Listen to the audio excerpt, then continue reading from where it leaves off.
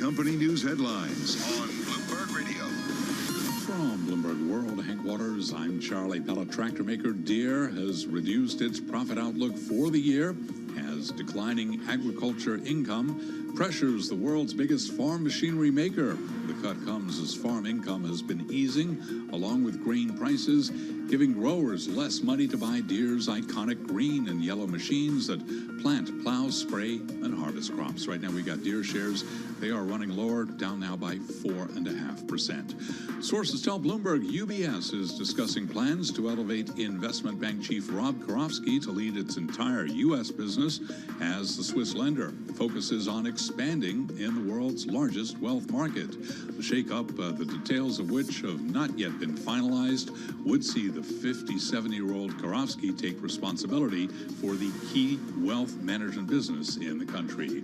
Shares of UBS down now by 1.5%. Schwab says Chief Financial Officer Peter Crawford is leaving the company after 22 years with the firm. He'll be replaced by Mike Verdecci from Citigroup. Schwab shares trading lower now by 0.4%. Under Armour stock slumping after the sportswear maker gave a full-year outlook that did fall short of Wall Street's expectations. The company is going through a transitional period as founder Kevin Plank, who stepped down from the CEO position in 2019 amid a series of scandals, retook the role in April. Shares of Under Armour down right now by just about 1%. A Meta Platforms under investigation by the EU. I'm Charlie Pellet, and this is Bloomberg. You're listening to Bloomberg Business Week with Carol Messer and Tim Stenevec on Bloomberg Radio and Television. It is Bloomberg Business Week. Let's get a check on the latest world and national news. We got Amy Morris in the Bloomberg 99.1 newsroom in Washington, D.C. Hey, Amy. Hi, Tim. It is a history-making shift in U.S. drug policy. The Justice Department has formally moved to reclassify marijuana as a less dangerous drug. It's a new rule that recognizes medical uses of cannabis and now acknowledges it has less potential for abuse than some of the more dangerous drugs. And President Biden calls this a major move. Today, my administration took a major step to reclassify marijuana from a Schedule I drug to a Schedule III drug. It's an important move toward reversing long-standing inequities. The plan would not make marijuana legal for recreational use. President Biden is claiming executive privilege over recordings of his interview with special counsel Robert Hur at the center of a Republican effort to hold Attorney General Merrick Garland in contempt of Congress. House Judiciary Committee Chair Jim Jordan says he doesn't trust those written transcripts. The department's refusal to produce the audio recordings of special counsel Hur's interviews with President Biden amounts to a demand that the committee trust that the department created and produced interview transcripts are actually accurate and complete. Jordan's committee and the Oversight Committee are preparing to bring contempt of Congress charges against Attorney General Garland for declining to comply with a subpoena for those interview tapes. Global news 24 hours a day and whenever you want it with Bloomberg News Now. I'm Amy Morris, and now back to Bloomberg Business Week with Carol Masser and Tim Stenevec. All right, Amy, thank you so much. I don't know if Amy's had this problem or Charlie's had this problem. You got to go to Europe, I think, to have this problem. I guess you do. Yeah, so maybe Charlie travels a lot. Yeah, I'll have to check in. Coca-Cola's new sustainable bottle caps are smacking into a sensitive area, apparently soda drinkers' faces. This is a story reported out by the Wall Street Journal. It's a great one. Okay, so a couple years ago, Coca-Cola introduced a design that connected some of its plastic bottles to their caps. It was a test in Germany and Spain. It was then expanded to other European markets, according to the Wall Street Journal. The idea here is to get the cap to be recycled with the plastic bottle. In the end, it would lead to less waste and fewer bottle caps being thrown away and fewer bottle caps on the ground. But there's an issue here. Well, you think about it, right? Like you open up the cap and you toss the cap or something, right? And so you worry about it being not connected. Right, but you know, you just leave it on or recycle it. Well, I don't know. Listen, it complies with Don't throw it on the ground. A European Union directive set to take effect this summer, which has pushed Coke's rivals to follow suit. EU officials may be pretty happy, but soda drinkers apparently another story. Again, this is from the Wall Street Journal. Connected bottle caps hit and stretch their noses, cheeks, and lips as they drink and can be more difficult to close completely, some consumers say. If you go on TikTok, which I played around a little bit, I know you were checking out online too, like you'll see some videos of people like complaining about it. I was looking for the videos of people kind Yeah. of getting smacked by it, couldn't find it. I want to describe it for what it looks like, because if you haven't been to Europe or tried out these plastic bottles, it's not like they're attached by some sort of string here. It's almost like you twist the bottle off and it's still connected via one of the little plastic sort of divot things that it doesn't get completely pulled off. So I can see the way that, if somebody pulls the drink up and it gets hit in the face, that could happen. However, Carol, it shows... Is this really a tragedy? It's not a tragedy, but it does show the challenge of, as the article in the Wall Street Journal points out, of marketers, consumers, and then sustainability. Like, when you get all those things together, it's kind of hard to design for those three things. Coca-Cola, according to the Journal, says it would continue to assess whether to take its tethered bottle design to markets outside Europe, as well as look into new packaging designs. In the article, it's quoted, if we found an even better way to do that without compromising the current user experience, we would look into it. So they're on it, folks. Again, one more thing. That's a story from the Wall Street Journal. Hey, if you're watching on television, the close is coming up next. Tim and I, though, we've got the head of AI at Qualcomm. And speaking of AI, an exclusive interview with Salesforce CEO Mark Benioff. Up next, it's the close and Bloomberg Business Week.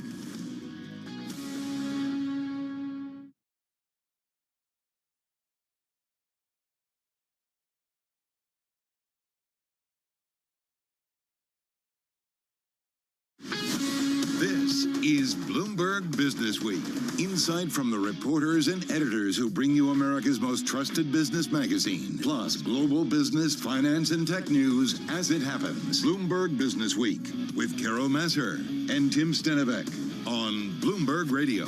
All right, everybody, we've got just about an hour away from the closing bell. I'm not going to do it. Oh, do it, Carol. You get a record, you get a record, you get a record. I mean, it feels like that's what it's been. The NASDAQ 100, the S&P, and the Dow all hitting records. I will say the NASDAQ Composite now in the red, so yeah, you don't get a record. All right. NASDAQ Composite. Not yet.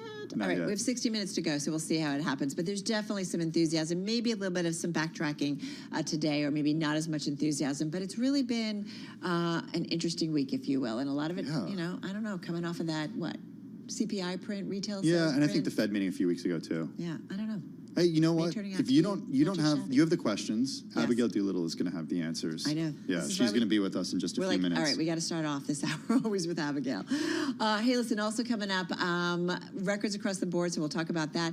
We mentioned the head of AI at Qualcomm. Curious to see how they are thinking about the craze, what it means for them, and how they see it, how this plays out ultimately. Also curious how Mark Benioff sees it, Salesforce CEO. We got an exclusive coming up with him from Hawaii a little later in the program. Yeah, and Narendra Modi, arguably the world's most popular politician, but there are also some concerns, as you know, when it comes to human rights, religious and press freedoms. We're going to dig deeper into that with the host of the new Big Take Asia podcast.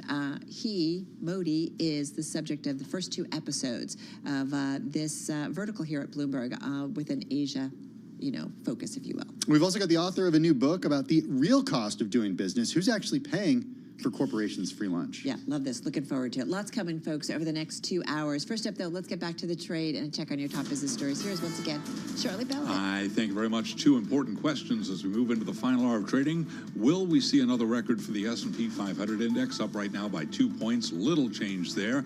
And Dow 40,000. Yes, we went above, but does Dow 40,000 matter to anyone? Big round number. Right now we are below that threshold. 39,965 on the Dow.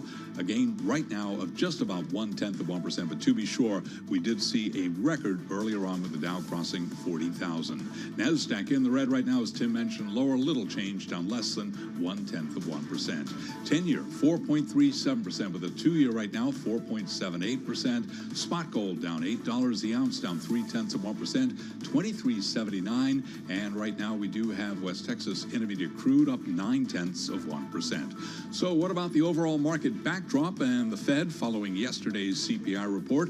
Katerina Simonetti is Senior Portfolio Manager at Morgan Stanley. We appreciate the fact that this is a move in the right direction, but we're nowhere close to their target rate of 2%. So what this tells us that they're very much still staying the course. We most likely are going to get few rate cuts this year, but the timing of it, that's really the question.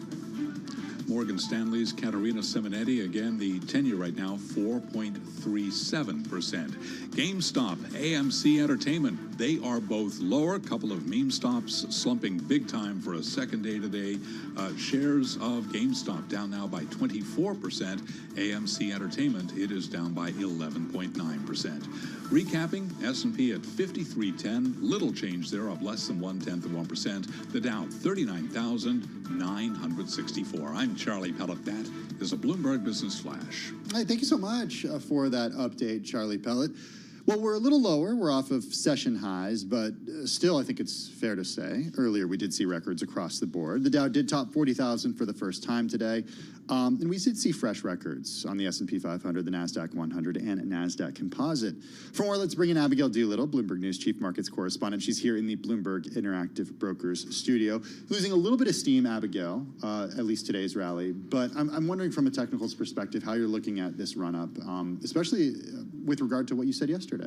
I would say we're still sort of stuck in place right now. It's not clear whether or not we're going to be going into a major uptrend, new uptrend here out of the April lows, or if we're going to go back down into the range. Now, it's interesting because today the Dow joined the S&P 500, the NASDAQ in record highs, going above 40,000, not quite there right now. That index somehow looks super heavy. Like yesterday, Carol, you were asking if stocks look tired. I would say at this point that they're looking kind of heavy. It's funny though, on X, somebody tweeted yesterday or posted yesterday saying how my views are always bearish. I would disagree. It's not, I don't have a view. I'm just looking at the charts. And if you look at the longer term charts, the momentum is not good. Now it's interesting because I know that there's funny, like people. Yeah, I was like, we just came off the conversation. It's a conversation. But Jamie Dimon, who felt like he was much more level-headed and subdued and sobering to some extent about the risks that are out there. And what do you say? Happy talk about the markets. Yeah. Which I think it's fair. You want to be, you know, like what is the saying? Prepare for the worst, pray for the best. Yeah. But you want to really take all factors into account. So when I'm looking at the technicals on the market, I'm looking at the daily, the weekly, the monthly, the quarterly, and the annual charts. And if you take a look at the momentum on the longer term charts, it is in a multi-year progression of lower highs, telling you that all of these recent highs coming out of frankly, the pandemic rally have been on less enthusiasm than prior to that. That doesn't mean that we're going to see a big drop, but it could support the idea that there's some uncertainty and that if there was some sort of event or series of events that the sellers would really take hold of, the buyers aren't that strong. So I asked this yesterday in the context of catalysts because yes, we have NVIDIA coming up, but for the most part, we're done with the latest set of earnings. We don't have Fed Chair Jay Powell for another few weeks. We got through CPI yesterday. It does feel like, at least from an economic news or at least a catalyst perspective, we are in sort of a wait-and-see mode. Yeah, I would say that we're treading water to some degree. I think PCE is maybe the next big one to some degree, and NVIDIA. I mean, NVIDIA, if NVIDIA were to miss after having put up quarter after quarter of blowouts and blowout guidance, and I'm not saying that they're going to, but that would be a major shock to the downside. On the other hand, if they beat, as they have quarter after quarter, you know, that could be a catalyst potentially to the upside. That could keep the big tech stocks going to some degree. But I think that, you know, sometimes, and I'm using this language not because I'm thinking that there's going to be a crash, but crashes, there's a saying that they happen, and I think this is true of most things in life. It happens very, very slowly and then suddenly. So if we were to suddenly go higher or lower from here, it doesn't necessarily need something specific to drive it. This market has gotten so focused, and it's almost funny to me at sometimes in terms of the next event. You know, CPI yesterday was better by 0.1%. You know, when it's missed, it's been by 0.2% hot. You know, that's not even hot. That's lukewarm. And markets react, and it just tells you how tightly wound investors are. I think it would also suggest that there's some divergence from the fundamentals, that investors don't know enough, so that's why they react just off the cuff. Well, the fundamentals, like how, you know, coming off of earnings were okay. Earnings were okay. Yeah, earnings were okay. I mean, I don't think that it was a blowout earnings season, but they were okay. Speaking of earnings, Walmart put up a very good quarter. That stock having its best day since July of 2020, right now up 7.1%. The average ticket price fell sequentially, was flat year over year. It was the online presence that was really interesting, and also their color commentary that wealthier Americans are going there for deals. And then on the other hand, take a look at Deere, down 4.6%. They brought down their forecast. They are saying that farming income is set to be the worst this year since 2006, falling 26%. Can you imagine getting a 26% cut in your paycheck? I mean, that's basically what you're talking about. That's something that I'm hoping to do a little bit more work on, just to see where that, extends out. Makes me worried because I feel like, we've got more and more people to feed in this world. And so I feel like that should be... And also for middle America. And middle America, right. Very telling. The VIX, do you care? I do care. We're at 12.4 right now. I love the VIX. Let me actually pull up. So most people who like charts, and I would say more specifically actual technicians, I'm a chartist. I don't have my CMT. They hate the VIX. Ooh, so it's setting up for a pretty good spike higher. But the thing that I would say about is timing is very typical. So basically what this looks like, if I'm to describe it to everybody and to our listeners, the VIX had a peak above 20 back in April, and since then it's been falling in a wedge-like area. Now when it converges, that tells you that somebody's capitulating, basically. The buyers are they don't have any more steam to buy, and sellers they could use the smallest thing to hang in there and take the VIX higher. So I expect that we're going to have I would say we're gonna go back above 15 in pretty short order, I would say, and at some point another nice spike above 20. And then in terms of the one-day VIX, it's interesting. Yeah, that VIX is interesting. Feels like the peaks have been growing in momentum since like the end of last year. Well, it's interesting. So we have a series, there's actually a potentially very dangerous pattern forming in the VIX that could point to some true crash-like scenario. But again, timing on these things is really difficult. What's the pattern? So the pattern is basically a much larger version of what I was just talking about. There's a set of lower highs coming out of the 2020 spike, which was an all-time high, I think at 85 or close to 90. But it's basically like a coiled spring. When that coiled spring breaks, for whatever reason it breaks, it creates not an equal and opposite, but it can movement upward. And that's what all these little mini wedges are. And then there's this giant one. What's interesting right now in the VIX is there is the current low is a little bit lower than the last low, but it's higher than the low of last December, speaking to the idea that complacency isn't quite as complacent as it was last year. And the one-day VIX, this is an interesting one to take a look at before economic data. It's very low, but ahead of jobs and that sort of thing, it kind of tends to go higher than the VIX itself. Last couple of months looks like a great sandcastle, I'm just going to say. All right. I thought you were going to say death cross. Sandcastle pattern. No, she can. I can't say that. Abigail, thank you. Abigail Doolittle, Bloomberg News Chief Markets Correspondent, joining us here in our Bloomberg Interactive Brokers studio. Well, our Bloomberg Big Take podcast world continues to grow. The Big Take Asia podcast making its debut with a two-part podcast on Indian Prime Minister Narendra Modi, who's arguably the world's most popular politician. With nearly 1 billion Indians eligible to vote in a 6-week election that concludes on June 4th, Modi and his party are expected to win a majority for the third time in a row and extend their decade in power. But there are also concerns over human rights and religious and press freedoms that many political leaders, CEOs, and bankers in the West appear willing to overlook. Wan Ha is Bloomberg News global reporter and host of the Big Take Asia podcast. She joins us here in the Bloomberg Interactive Brokers studio. Welcome. Thanks so glad that you're here, that we're able to do this. So the Big Take Asia podcast getting underway. First 2 episodes are Narendra Modi. Why him? Why him? Well, I think you've said it. Or probably why not? Yeah, exactly. Why not him? Narendra Modi. I mean, he's the world's most popular leader, highest approval ratings there in India. And of course, what's most interesting is he's also one of the most polarizing leaders. And certainly he's got a lot of love in India, but there's also a lot of controversy around him, right? I mean, you mentioned right now we've got the world's biggest election happening in India. Modi and his party look like they're going to be winning, a third term here. And at the same time, he's of course brought in the last 10 years brought India to become a gigantic powerhouse, right, when it comes to the economy. Everybody wants a piece of. I do feel like investors, all of a sudden, there's a couple things. Japan is coming up in a big time. India is coming up in a big time. And I do feel like kind of a resurgence in Mexico, Latin America, like that area. But India in a big way. For sure. And it's hit this sweet spot, right, in terms of economics, but also geopolitical stuff as well. Absolutely. Right? Because right now with the tensions between the U.S. and Asia, everybody's looking to India, right, to help with that. But so he's brought a lot of millions, hundreds of millions of Indians out of poverty, but at the same time, you know, it comes at the expense of Muslims. It comes at the expense of this Hindu first, very nationalist agenda. It's an agenda that a lot of business leaders and politicians are willing to overlook. Elon Musk was set to go there a few weeks ago. He canceled his visits. We saw recent visits from Apple CEO Tim Cook, NVIDIA's Jensen Huang. I mean, pretty much any big company CEO is going to go to India and in the process interact with Modi and court Modi. Talk a little bit about the tension there.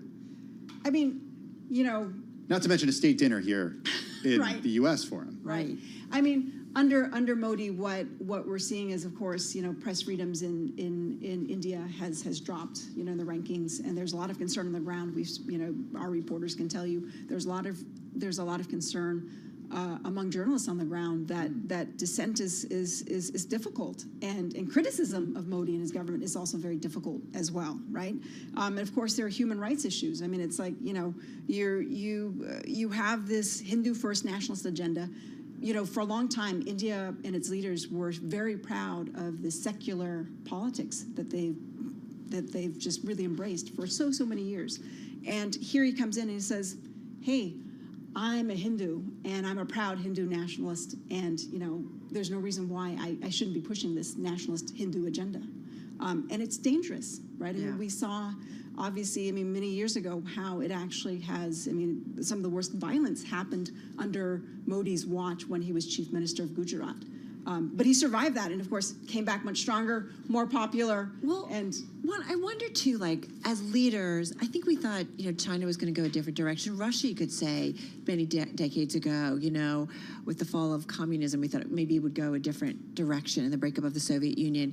Having said that, I do wonder, with the eyes, the global stage, watching India so carefully, you know, how important is it to Modi in terms of how he is viewed, not just at home, but also on the global stage, and, you know, wanting to welcome in Western leaders, Western businesses even more so. Like, I wonder how that factors in, or how you thought about that.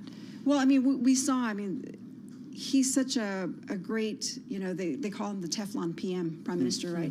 You throw anything at him and he survives. And so, you know, what I alluded to, I mean, you know, there was this horrible incident of violence, right, that happened while he was chief minister, before he became prime minister. And he then leveraged that to actually become even stronger in popularity. And he did that by actually courting business, both in India as well as overseas, right? And that's why you're seeing so many businesses come through, you know, Elon Musk saying, I'm going to think about opening up a Tesla factory there.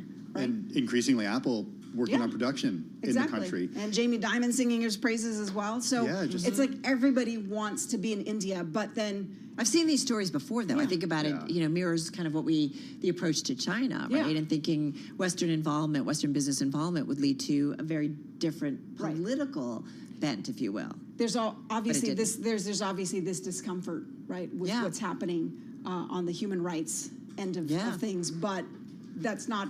Perhaps you have to weigh that with what India offers economically. Well, let's listen to a little bit of the podcast, which, by the way, you can check out at Bloomberg.com or wherever you get your podcasts. This clip features a journalist based in Delhi, also the author of a Modi biography. It's called Narendra Modi, The Man, The Times. Check it out.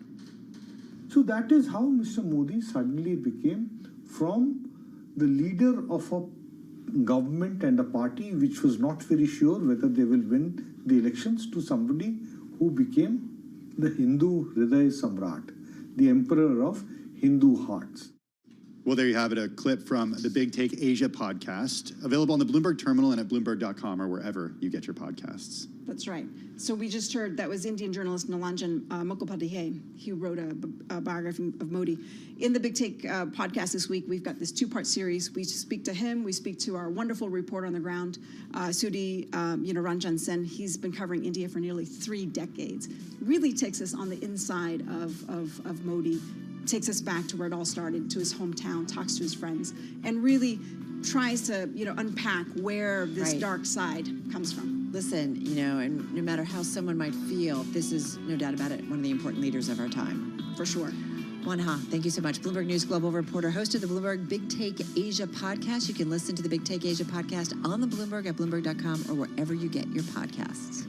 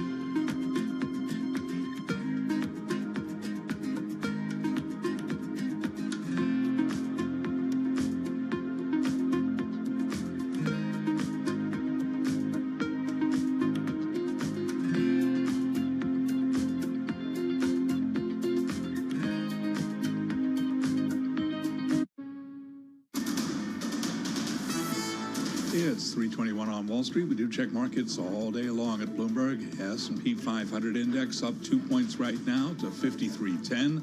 a gain of less than 0.1%. The Dow pushing higher, up 60 right now, up 0.1%, below 40,000, 39,965. We did see the Dow trade above that big round number earlier in the session. NASDAQ in the red now, down 7, drop there of less than 0.1%.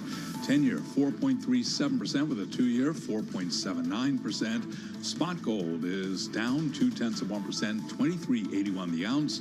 And West Texas Intermediate crude up 0.9%, 79.35 for a barrel of WTI. Walmart saw another quarter of sales growth and said it now expects the full year to be slightly better than planned as the big box retailer attracts consumers looking for essentials and discounts. So what might Walmart's numbers suggest about the broader economic backdrop? Mona Mahajan is senior investment strategist at Edward Jones, and she was interviewed this morning on Bloomberg Television. It does feel like it's consistent with the narrative we've been getting over the last several days, which is retail sales have been cooler. The labor market looks to be moderating. Perhaps more consumers are headed to Walmart to get that better discount. It does feel like the consumer feels a little bit stretched, but of course we're watching that lower income consumer more so than the broader economy. Mona Mahajan of Edward Jones. Again, Walmart shares up now by 7.4%. Recapping, stocks are higher. S&P up 2 points, little changed. I'm Charlie Pelleton. That is a Bloomberg Business Flash. Thank you so much for that update, Charlie Pellet. Do appreciate it. Sony Music Group, one of the world's biggest record labels. They got Lil Nas X, Celine Dion are artists. They came out today warning AI companies and music streaming platforms not to use the company's content without explicit permission. They don't want any unauthorized use in the training, development, or commercialization of AI systems. That's according to a letter obtained by Bloomberg News. Also of note today, Carol. That's ownership in a big way. Exactly. Okay. So don't use our songs to train your models. Got the memo. You got it? Yeah. Okay. Also of note today in the world of AI, Ampere Computing, the chip startup backed by Oracle, teaming up with Qualcomm to make equipment for AI computing. It's an area that's currently dominated by NVIDIA. There's just a couple of the AI-related headlines today. I got to say, every morning that we read in, there's just a lot of stuff going on. Partnerships, strategic alliances, or just news from an AI-related company. Fair to say, no shortage. For more on AI, we're joined by Durga Maladi. He's head of AI at Qualcomm, and he joins us from San Diego. Durga, so great to have you here with Tim and me here on Bloomberg Business Week. Tell us kind of about your world and what's top of mind when it comes to AI. People say we're early on in this game. If it was a baseball game, it's maybe, the first inning, perhaps. But tell us what's top of mind when it comes to you guys at Qualcomm. First of all, thanks for having me here. There's a lot of things that are going on in the space of AI as it runs on devices that you and I usually use, whether it's handsets or phones, whether it is tablets or PCs and so on. So let me spend a little bit of time in terms of explaining what's really going on out there. So in the last 2 years or so, ever since generative AI started making waves in terms of its capabilities, pretty spectacular capabilities in terms of the kinds of use cases that it can unleash. As Qualcomm, we've been focused on trying to bring that technology into devices that you and I can use. And, usually one of the questions that comes in is, why? Why do you want to run this on a device? Why can't you just run it on the cloud? I mean, we do use the cloud for so many different things. And what's wrong, actually? So it's kind of important to understand what are the benefits that you actually have when you run these amazing generative AI models directly on devices.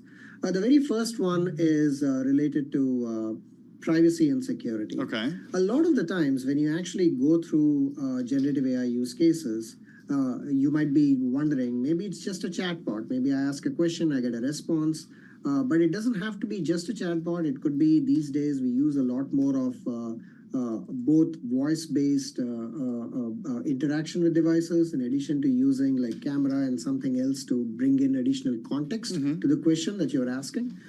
For example, you could be holding up your phone and pointing in a certain direction and saying, what am I looking at? The question itself is meaningless unless you kind of put in the rest of the context. Right, the context is important there. Your image and whatnot. You said then that's a ton of information that's actually going in out there. And that information, you want to actually process it locally. You might not be fully comfortable actually dealing with all of this in the cloud. So Durga, you say, I totally get it, why this makes sense to have on device, whether that's a smartphone or a PC. We'll talk about PCs in just a minute. You said you've been working on this at Qualcomm. Why hasn't it happened yet? Why is it still something that you're working on and not something that you've been able to bring to market to the extent that you want to? So actually, if you take a look at it, at least on the smartphone segment, if you take a look at some of the premium tier smartphones, whether it's a Samsung Galaxy S24 or a Pixel device or something that we are seeing in China with Xiaomi and Honor and some of the other devices, all these devices now are capable of, based upon, keeping aside the Pixel part, but everything else based upon Snapdragon platforms from Qualcomm, running very large language models directly on the device, up to 7 billion parameters. And these devices are now capable of a lot more things than you're used to. I do admit that the use cases are still gradually waking up to what are the capabilities in the smartphone, because that is something that takes a little bit of time. But if you've kind of taken a look at some of the live translate features or AI-based voice assistants, the capability to run very large models directly on device starts today. It already exists today in smartphones, and the use cases are gradually coming up, and we're doing our part on the use cases as well as I kind of go through the rest of the discussion. Durga, you guys have, you've been talking about phones specifically, but I'm assuming that you're thinking also PCs as well. And I'm just curious if that's the case. And, you guys have been trying for years to get into the PC market. Why, though, hasn't it happened so far, and why maybe is it different this time around, if that's also on your radar and your mission? So absolutely right. And in fact, when we think of devices, we usually think in terms of smartphones, PCs, XR devices, consumer and industrial IoT. So it's the whole gamut of devices that we are actually talking about. And of course, automotive sector is in a category by itself. But let's talk about PCs over here. There is a massive disruption that's coming to this specific segment in the context of AI PCs. Now, the definition of AI PC is it's up to different people. But from our perspective, it is a PC in which not only do you have like the equivalent of, everyone has heard about co-pilots, in which you're constantly using something else that is running, with which you interact with quite frequently and use it for productivity, whether it's in creation of documents, editing documents, or taking one kind of a document and translating into another, and so on and so forth. This is what we would call as like a on-demand AI. Okay. It's a little bit like a chatbot. You ask a question, you get an answer. Okay. There is more. There is more to it. Well, okay, so if there's more to this, and why do we need an AI PC to do this? Why can't we just do this on the powerful machines that we already have? Why do they need to be AI specific? So one thing that, these productivity tools make it significantly more simpler to actually not just interact with your device, but actually make it a lot of the things that you end up doing tend to be far more richer in terms of the capabilities in itself. Let me give an example of that, by the way. Imagine that you're actually on a chat session with your colleague, and you're actually talking about a specific meeting that you just had, and the next thing you know, something pops up saying, okay, do you want me to share the meeting notes with the person? And you just click yes, and that immediately goes in. Just think through exactly all the things that happened in that whole process. First of all, this is now the equivalent of what we have been calling as pervasive AI. AI which is constantly running inside your PC. It's actually kind of trying to encapsulate you as the end user and the PC into like one single state, and you're constantly predicting. You're thinking on its, the PC is actually kind of almost thinking and anticipating the next move from the user, and then being very proactively helpful in that whole process. So we've only got a couple of minutes though. So is that why we need an AI PC specifically? Combination of the productivity tools plus this, along with a few other things associated with, as a code generator or as a content creator, it is something that's constantly running in the background. Now, keep in mind that we use our PCs regardless of whether we are connected somewhere to the cloud or not. The simplest example is you might be on like a long flight and you want to actually get some work done during the flight, but all you have is just you and the laptop at that point in time, regardless of what the connectivity is. And you still want to have the same kind of productivity. So it does actually really start growing on you. quite a few of us inside Qualcomm have been dogfooding exactly that experience with our own internal reference designs on these AI PCs. And trust me, it does change the user experience. But what does an AI PC do for the consumer? What do they get out of this, a regular consumer? A regular consumer, I mean, if you categorize between, we talked about productivity tools, let's talk about content creation. Content creation is also kind of a productivity in its own way, so that part is actually quite clear. But if you start thinking about all the other things, even when it comes to the social interactions and emails and documents and so on, a regular user at the end of the day goes through a mix and match of these different kinds of use cases.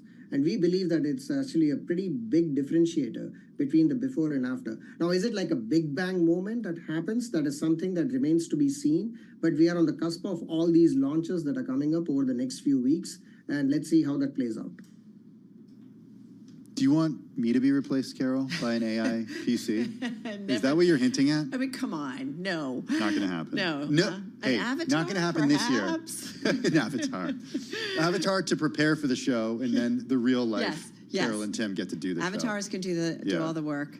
And then we just step in. Yeah, I'm down with that. Durga, thank you so much. Really appreciate getting some time with you. Durga Malati, he's head of AI over at Qualcomm, joining us from San Diego. Hey, let's get a check on the latest world and national news. We got Amy Morris in the Bloomberg 99.1 Newsroom in Washington, D.C. Hey, Amy. Hi, Tim. A history-making shift in U.S. drug policy. The Justice Department formally moved to reclassify marijuana as a less dangerous drug. President Biden calls it a major move. Far too many lives have been upended because of failed approach to marijuana, and I'm committed to righting those wrongs. You have my word on it. The new rule recognizes medical uses of cannabis and acknowledges it has less potential for abuse than some more dangerous drugs. The plan would not make marijuana legal for recreational use. The star witness for the prosecution in the criminal hush money case against Donald Trump returned to the hot seat today as defense lawyers continue to try to chip away at Michael Cohen's crucial testimony implicating the former president. Bloomberg's June Grasso says court is out tomorrow, so the defense may not rest its cross-examination of Cohen until Monday. Because they want the jury to have a long weekend to think about the cross-examination. So it might not end the prosecution until Monday, and then we'll find out if the defense is actually going to put on a case or not, and perhaps we'll find out whether Donald Trump is going to take the stand. June Grasso speaking with Bloomberg's Joe Matthew. The U.S. military is finished building that new pier off the coast of the Gaza Strip. Now officials plan to begin delivering humanitarian aid to the region using that pier with its completion. Around 500 tons of humanitarian aid will land in the coming days for Palestinian civilians. A congressional committee hammered away at Harvard University for major flaws in its response to anti-Semitism on campus, saying that the school's failures led to a hostile environment for Jewish students. The report from the House Education and Workforce Committee said the school could have improved the campus climate by implementing recommendations from its own advisory group on anti-Semitism. Global news 24 hours a day and whenever you want it with Bloomberg News Now. I'm Amy Morris, and this is Bloomberg.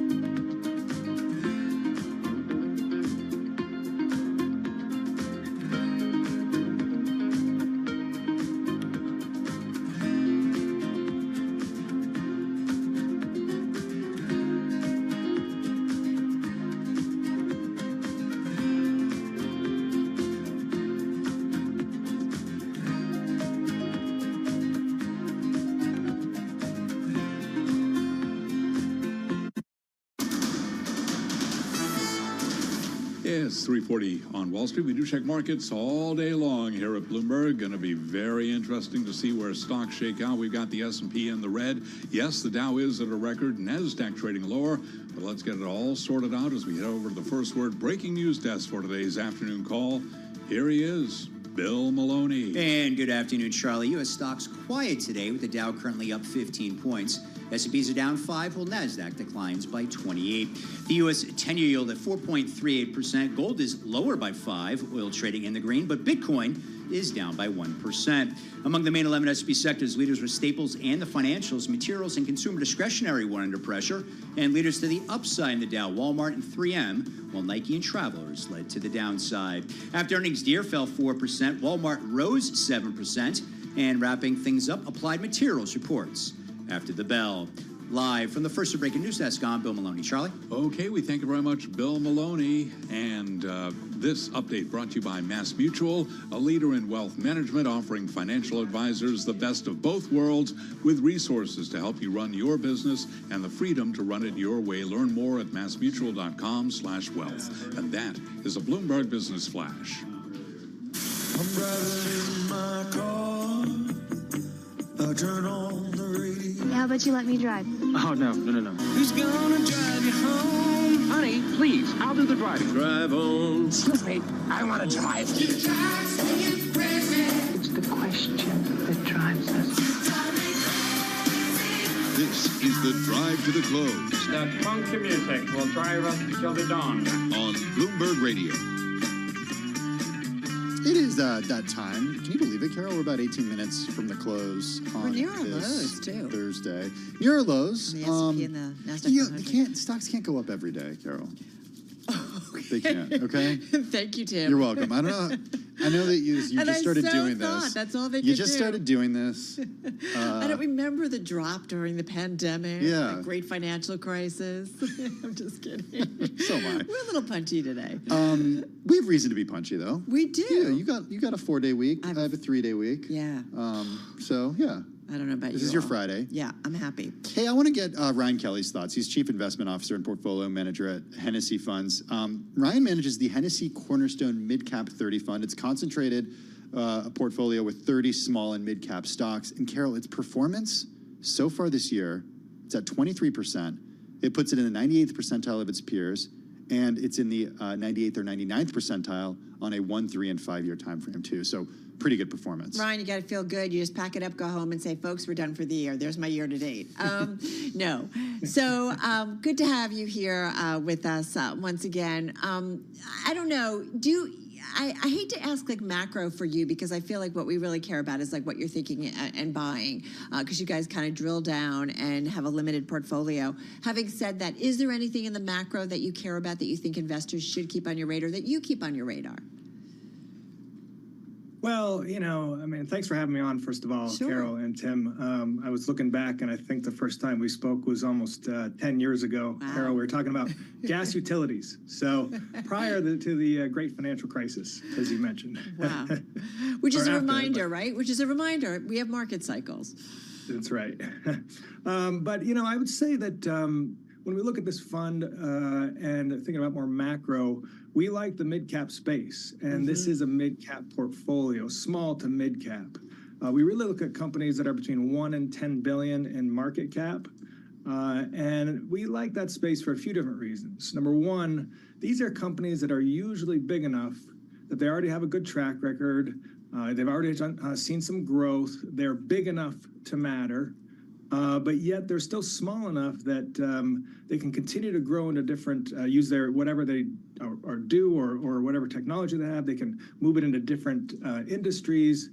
They can continue to grow and take market share from the bigger guys, and that kind of puts them in a unique space. And then we also like them because they can also be an acquisition target for some of the larger companies as well, and they actually could make a difference. So for this reason, we like mid-caps. They also are more attractively valued, and that's certainly helped this fund over many years. These are companies that are not quite, you're not going to find as many of the, large cap techs that are in the AI stocks that are trading at really high valuations, but rather some of these companies are, especially the ones we look at, are, more attractively valued, maybe less growth, maybe even simpler and less exciting to look at. But well, let's talk about some of these companies because they're no judgment, but like they're not the shiny objects of AI, like you mentioned. Be kind. In fact, well, look, I mean, performance speaks for itself, I think. Yeah, that's true. No question. But I mean, some people might be surprised to find that your number one position is in the Gap. It's 6.3% of your portfolio. This is a company that has seriously struggled. This is not the Gap of the 90s these days. Absolutely. What is it about Gap that has you bullish? Sure. Well, it really just fits all the criteria. We look for companies that are out of favor. We look for companies that they end up being out of favor and they show up because they're trading at lower valuations. One of our biggest metrics that we look at is a price to sales of less than 1.5 times. That's actually pretty strict. There's only about a third of the companies in the entire market that are trading at 1.5 times sales or less. And then what this usually gives us is either sectors or companies that are good companies overall, but just don't see that same kind of valuation that others will see. Then what we do is we make sure we look at only the companies that have seen earnings growth on a year-over-year basis and that have 3 and 6 month positive stock performance. If you have all that, we look at your 12-month performance and we add you into the portfolio. So what happens is we see this time and time again. We saw this with energy 4 years ago when nobody liked energy. We saw it at one point with home builders. And we saw it this year, as you mentioned, with Gap and Abercrombie and Fitch and even Guess. These are all apparel retail. We bought them all prior to the holiday season. And we buy them at a 3% position when we rebalance in October. And as you said, Gap is now at 6.5%. So it's doubled since we bought it. And that's just the way that we do it. We want to buy these companies as they have some momentum and just hold on to them for a period of time, about a year each time before we rebalance again the next year. Really interesting. $8.1 billion market cap. The Gap company is down to about 14% of the float is shorted, up about 4.25% this year. But interesting. And I think we all are kind of waiting for some next chapter, certainly for this name, and whether I don't know. We'll see where it goes. You like another retailer, Abercrombie Fitch is in there also. I don't know. Take us to. Is there anyone in particular that's one of your more recent ads? Sure. Well, actually, all the stocks we're talking about, except for 3, were added in October. The way that we do this is we only rebalance once per year. So we like to buy them and hold them and see what happens. And we let the winners ride. And if some stocks aren't doing well for a period of time, we continue to own them as well. And when you buy all stocks at an equal weight position at 3%, 3.3%, because there's 30 of them, we'll get some that really outperform others. So we've talked about the retail, the apparel retail, Gap and Abercrombie. We also have a couple, believe it or not, of stocks that have done very well. Can I say Sprouts? Oh, you would go in the industrial space. Sprouts is up 60% this year. It's now wow. Yeah. That's been a great holding for us, Sprouts. 2 companies, Modine Manufacturing and Comfort Systems. They do HVAC systems. They do heating and cooling, and they're up very nicely since we purchased them last October. So these are the types of companies that the fund buys and that we put in the fund. And sometimes they're just not quite as exciting or interesting as other stocks out there, but over time, as you can see, it's done pretty well. It's fascinating. Modine, by the way, up about 74% this year. Coming back from Milken, private equity and so on and so forth. You talk to them, even private credit. So many people play in that mid-cap space that we focus so much on the big caps, and then we get into kind of small caps or venture and so on and so forth. But there's so much happening in the mid-cap space that is so much, I feel like, when we talk about really, backbone of the economy, it's so many of these companies. Ryan, always fun, 10 years and counting. Really great to check in with you, and congratulations, because you're fun, as we said, just beating pretty much everyone out there. Yeah, so well done, well done. Brian Kelly, Chief Investment Officer, Portfolio Manager at Hennessy Funds, joining us there from Chapel Hill, North Carolina. I love talking names with him. And I love Gap, Abercrombie, Sprouts. Modine Manufacturing. Very cool. Really cool stuff. This is Bloomberg.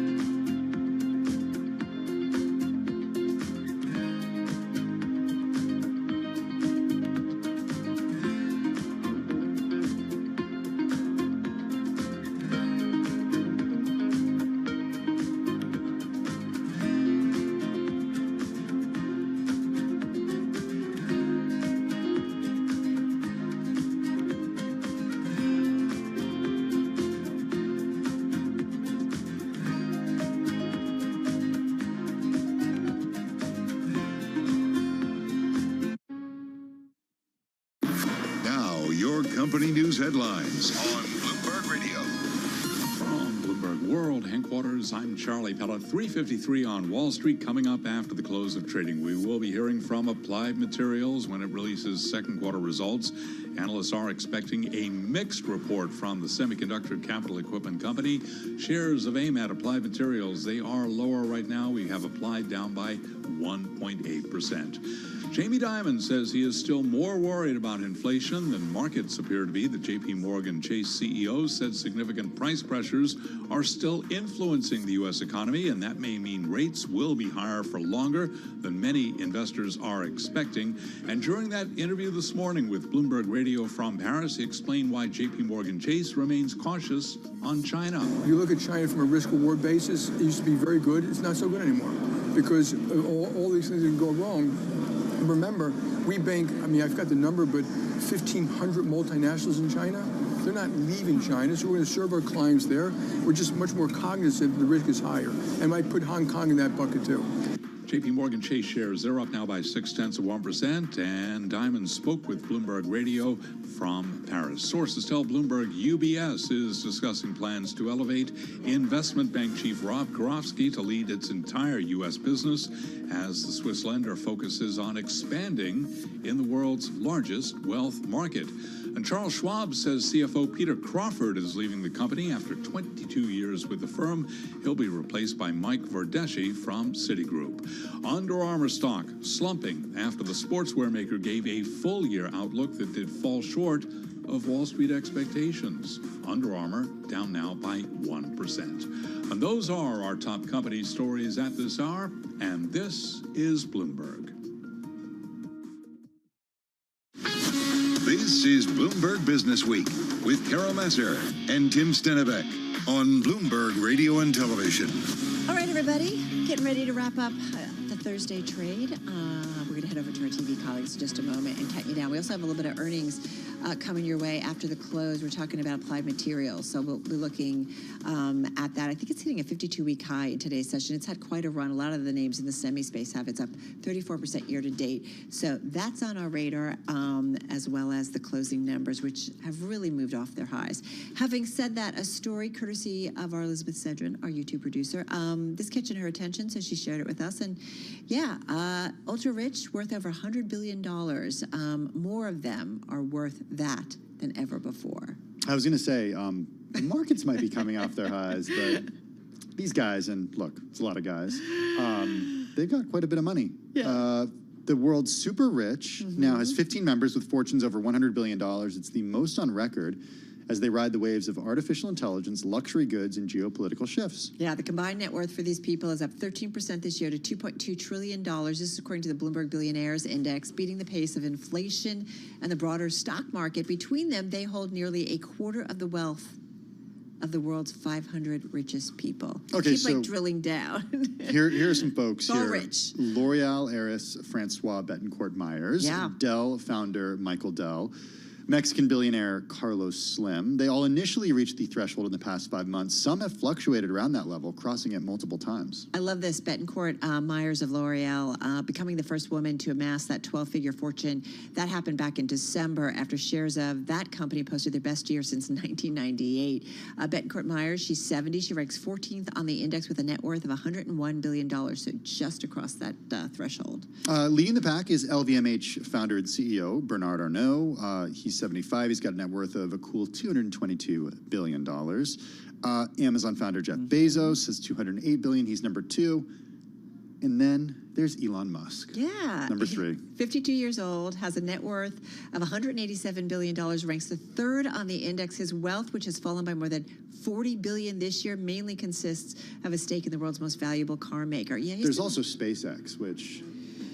Yeah. It doesn't hurt that it's not traded in the public markets, so it's not volatile like Tesla. True.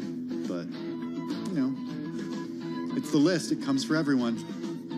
The billionaires list, that we'll is. We'll get there. No, we won't. All right, everybody. Where we will get is over to our TV colleagues. Cutting down to the close on this Thursday. Counting bell starts right now.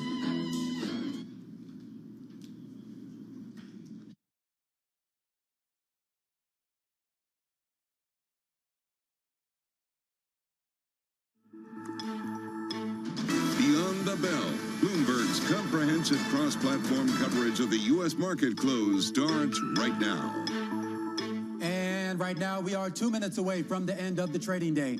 Romaine Bostic alongside Alex Steele. We're counting you down to the closing bell. You're here to help take us beyond the bell. It's a global simulcast. Scarlett Fu in the TV studio, Carol Masser and Tim Stenovic in the radio booth. Welcome to our audiences across all of our Bloomberg platforms. And that includes our partnership with YouTube. Coming off those record highs yesterday, Carol Masser, and coming off a Dow 40,000. I know you were ready to pop the champagne. You always have champagne there at your desk. But it looks like we're not going to close at that level unless there's a big rally here in the next 2 minutes. Listen, the first hours, the 2 o'clock hour, 3 o'clock hour, like you get a record, you get a record, you get a record. Like that's been our theme all day. But it definitely feels like we're running out of some momentum here.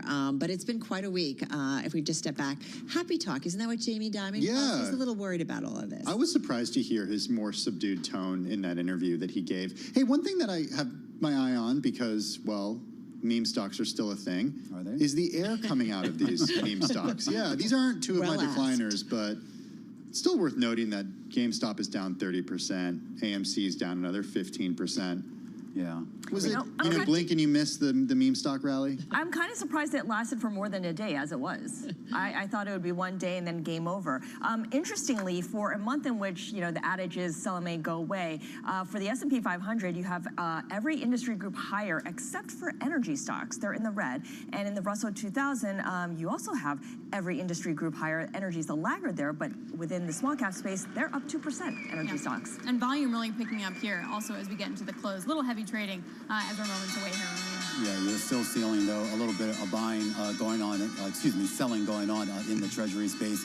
The VIX subdued here on the day, down back around 12 here, and the dollar relatively unchanged on the day. As far as equities go here, we're not going to get to 40,000 on the Dow. In fact, the Dow flipping into the red here at the closing bell, 39,870. Takes a while for these numbers to settle, but not the 40,000 that we all had printed out our hats for. Down 0.1% on the day. The S&P down 0.2%. The NASDAQ composite down about 0.3%, and the Russell 2000 down 0.6% to close out the day. All right, back to the S&P 500 overall. Kind of an even split, a little bit. 224 names gaining ground, you guys, on this Thursday. 276 to the downside, so a little bit more of a slightly risk-offer trade, I guess you could say, a little bit.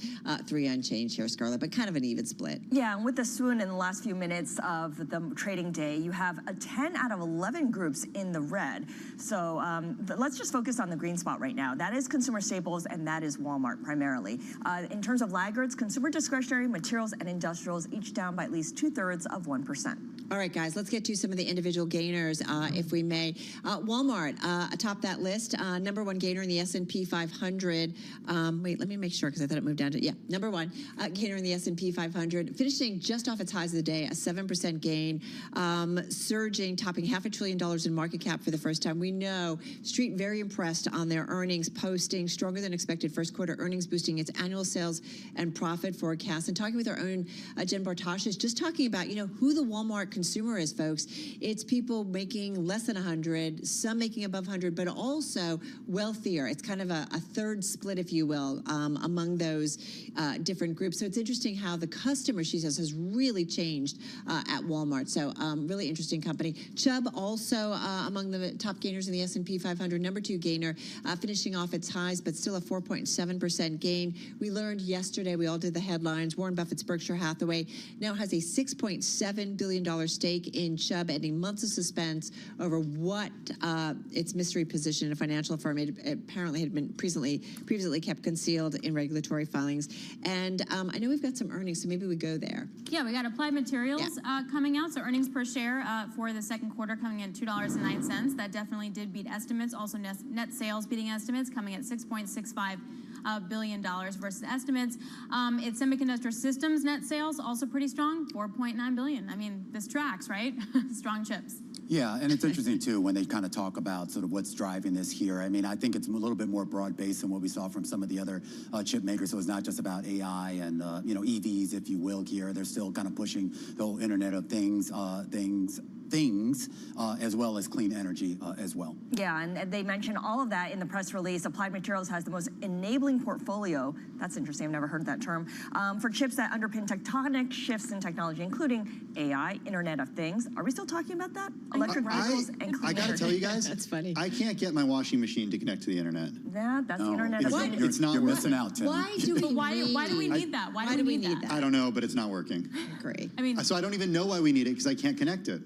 okay, well fix that because I'd like to know why I need that to happen. I would like to know as well. They can charge you more money for the, internet-connected washing machine. Toothbrushes It connected still to the washes internet. clothes. Why That's do we what's need an important. app to brush our teeth? Still washes clothes. That's what's important. Hey, shares of AMAT higher by 0.4% right now. Second quarter adjusted EPS coming in above estimates at $2.09. Second quarter net sales coming in above estimates at $6.65 billion versus estimates of $6.52 billion. All right. Can I just hit on yields for a second? Let me hit on yields for a second, guys, because it was a big move, and I think it's worth talking about.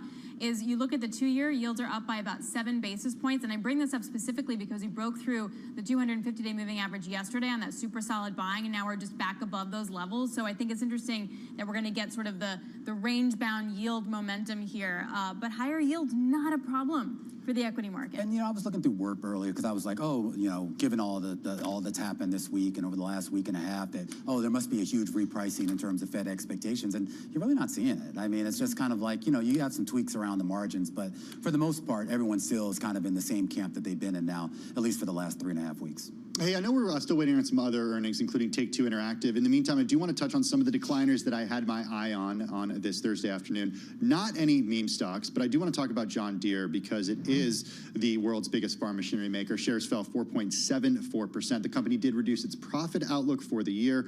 Annual projections missed the average analyst estimates. Actually, declining agriculture income pressured the company, and lower grain prices have left its customers, the farmers, with less money to buy those green and yellow machines that Deere makes. Also, Cisco shares, they reported yesterday after the bell. We saw shares pop in the after hours. They did close today lower by 2.7%. The company did give a solid sales and profit forecast for the current quarter, but shares fell after analysts noted that the company's 2025 forecast looks conservative. Under Armour also under pressure today. Actually, at one point was the lowest it's been since 2010. The company said it's restructuring and it's going through a transition period as Kevin Plank, who stepped down from the CEO role back in 2019, came back last month. I've lost track of how many restructurings they've had. I know. Well, they gave a full year outlook that also fell short of Wall Street's estimates too. So it's not just the most recent quarter, but also this huge restructuring that they're undertaking. All right, 2010 lows. Tough for Under Armour. Hey, guys, I just want to draw your attention to Take-Two Interactive. Man, it's getting slammed in the after hours. All has to do with its forecast. Coming out and seeing fiscal year 25 net bookings, $5.55 billion to $5.65 billion. The estimate was much above that, $6.92 billion on the street. So, yeah, some disappointment. Stock right now, Scarlett, down about 9.3% here in the aftermarket. Yeah, and it's really on that forecast. The net bookings coming in lighter than anticipated. First quarter net bookings, $1.2 billion to $1.25 billion. Analysts were looking for $1.26 billion. For the full year net bookings, really coming in light.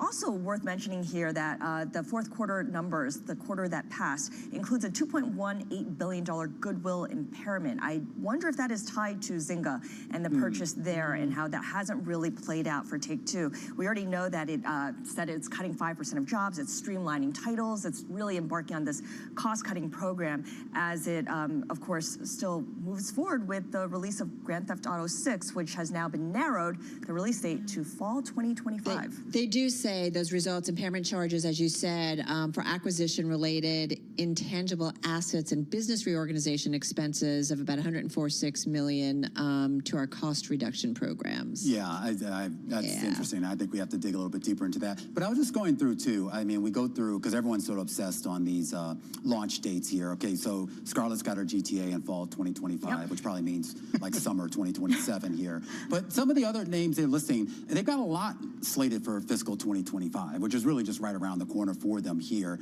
And that includes the new NBA game, the new WWE, Game of Thrones Legends, which I didn't know they were doing, and a couple others. But the question is, how are they going to get all this stuff out within that same time frame when they always have trouble just getting one thing out within that time frame? That's a good question. Yeah. Maybe that's why the stock's reacting the way it is. Yeah. Interesting. I'm all for the Game of Thrones. What was it? Game of Thrones what? Game of Thrones Legends. Yeah, okay. All right, I can get on board with that. Is the timing of that strange to you guys? The Game of Thrones game? Why? Because Game of Thrones was on years ago. It takes a long time to develop these games, apparently. Which I think is the point, because it takes so much money and long and time and talent to actually have to get the things up and running. But yeah, I don't know. Obviously, I'm not in a position to make decisions on gaming franchises, but it just seems like that. I mean, I haven't seen Game of Thrones yet. I'm a little behind, but there you go. Okay, dude. I know there's you can't spin-offs, participate too. in this combo now. I know. I don't. My washing machine doesn't. My washing machine doesn't connect to the internet, and I haven't seen Game of Thrones. All right, What's guys. wrong with me? Are they related? Maybe. All right, guys, that's a wrap. Our cross-platform coverage, radio, TV, YouTube, Bloomberg Originals. The team will see you again, same time, same place, tomorrow. This is Bloomberg Business Week. Insight from the reporters and editors who bring you America's most trusted business magazine. Plus, global business, finance, and tech news as it happens. Bloomberg Business Week with Carol Masser and Tim Stenevec on Bloomberg Radio. It is Bloomberg Business Week. That's Carol Masser, who will not be here same time, same place tomorrow. The gang will see you same The gang, time, okay, same place okay. tomorrow. I'll miss you, but you have a good day off. Fridays are always fun. Oh yeah, Fridays are fun. Hey, some headlines out of China today. Chinese President Xi Jinping and Russian leader Vladimir Putin pledged to intensify cooperation against U.S., quote, containment of their countries as they warned of growing nuclear tensions between rival powers. And then the Financial Times, a little earlier in the day, reported that U.S. Secretary of Defense Lloyd Austin will meet with China Defense Minister Dong Jun at the end of May during the Shangri-La Dialogue Defense Summit in Singapore. And then today we had some comments from JP Morgan Chair and CEO Jamie Dimon. He called for full and thoughtful engagement with the country, China, as President Biden earlier this week, as you know, imposed sweeping tariffs on a range of Chinese imports. So lots of news connected to China, so our timing couldn't be better when it comes to our next guest. Christopher Marquez is professor of Chinese management at the University of Cambridge. His most recent book is The Profiteers, How Business Privatizes Profits and Socializes Costs. He's also the author of other books, including Mao and Markets, The Communist Roots of Chinese Enterprise. He joins us from Los Angeles. Professor, good to have you back with us. We got a good chunk of time with you, so we're going to get to your new book in a few minutes. But since we have you, you've done a good portion of your own research on how Western leaders can better work with China when it comes to business and politics. We got to start there, just given all of these headlines. So I'm wondering, as somebody who's written a book on how politicians and business leaders should engage, Western politicians and business leaders should engage with leaders and their counterparts in China, what do you make of the tension that we're seeing between the two superpowers right now? Yeah, I mean, I think it's somewhat inevitable, unfortunately. I think that the U.S. in the last, number of years has really reversed course from what I think was a very sort of wishful and hopeful thinking that China was going to liberalize, and has taken a much tougher stance, which I think is much more appropriate. I think that when the U.S. is taking a tougher stance, the Chinese are going to sort of react, sort of react reciprocally. So I think that it's going to be a very difficult balancing act because I think that the national security concerns from the U.S. side are very, very serious and substantial, and that we need to be, very,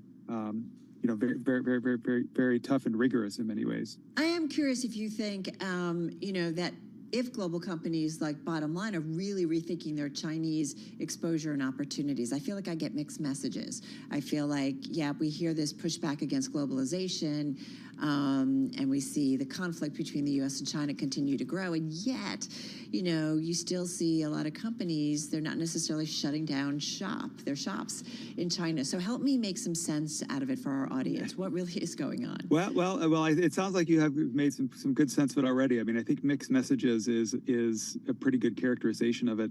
The thing is that business, without a doubt, wants exposure to the China market where they can.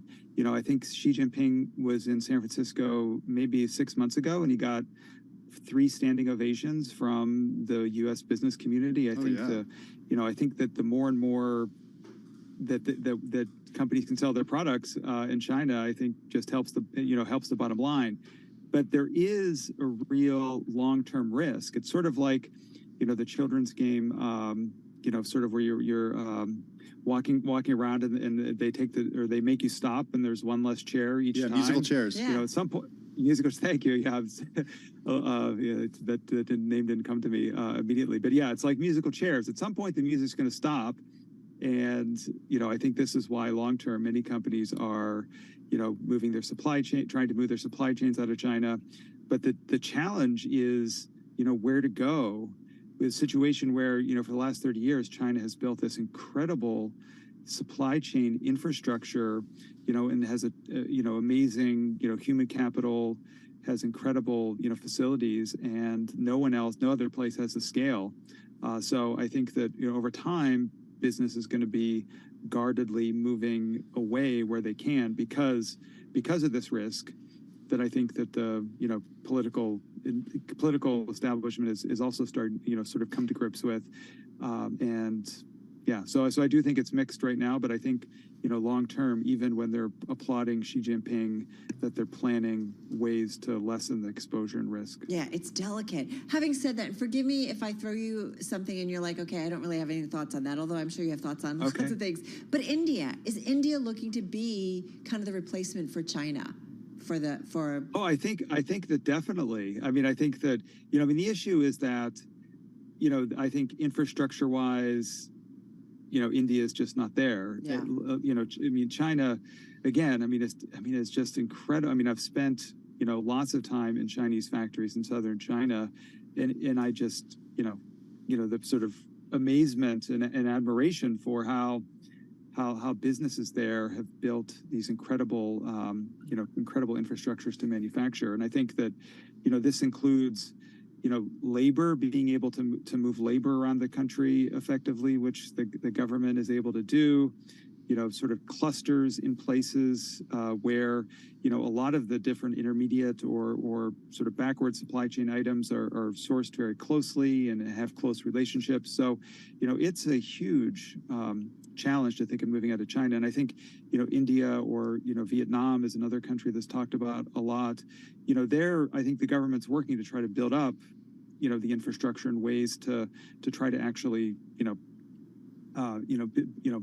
make products to the extent that China can. But it's a long-term investment that needs to be done. It's not just, you can't just throw money at it because it takes a lot of sort of expertise, takes a lot of physical infrastructure. So it's not something that can be sort of turned around overnight.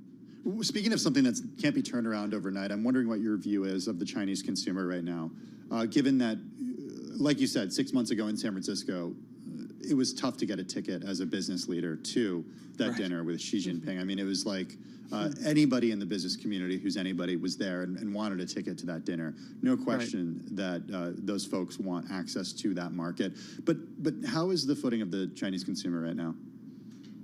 Yeah, I think there's been a lot of reporting that there's economic issues, increasing economic issues in China. An issue is that China has been trying for 15 years now to really get more and more consumption going because so much of the Chinese growth story has been on investment in infrastructure, and infrastructure in China is totally saturated and overbuilt. And so to try to generate consumer demand or sort of consumer spending. However, the Chinese people are not confident in I think the future of the government. I think that COVID probably played was a big hit to the confidence that even existed. So I think that the economic issues that China has been experiencing are not going to get any better. I think that Xi Jinping, for the first part of his time in office, was coasting on the sort of tailwinds of prior leaders' sort of economic policies, and that you look at the things he's doing, cracking down on all these incredible businesses and industries and technology, education, e-commerce. Also, there's huge youth unemployment. They actually stopped reporting the numbers. This is the kind of thing that is really worrying, not just the fact of it, but the fact that, this doesn't make us look good, so we're just going to stop reporting on it. all of the different databases they've actually, that sort of provide Right. economic information for due diligence, they've shut off. Go ahead. No, hang on for a second. We're going to come back and continue with you. We are talking with Christopher Marquis. He's professor of Chinese management at the University of Cambridge. We're going to get into his new book. It's called The Profiteers: How Business Privatizes Profits and Socializes Costs. I feel like this, too, is a big topic of our time. That's coming up next on Bloomberg Business Week.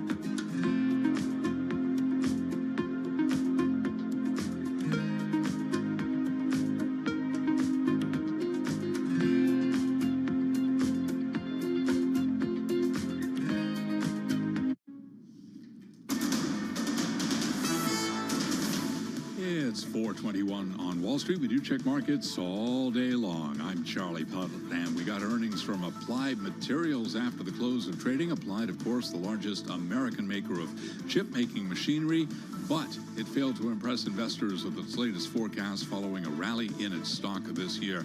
After hours, Applied now trading lower, down by 1.6%. It did turn out to be a down day for the Dow, the S&P, and NASDAQ all throughout the session. We had records, and then things started to get ugly with the Dow, the S&P, NASDAQ selling into the close.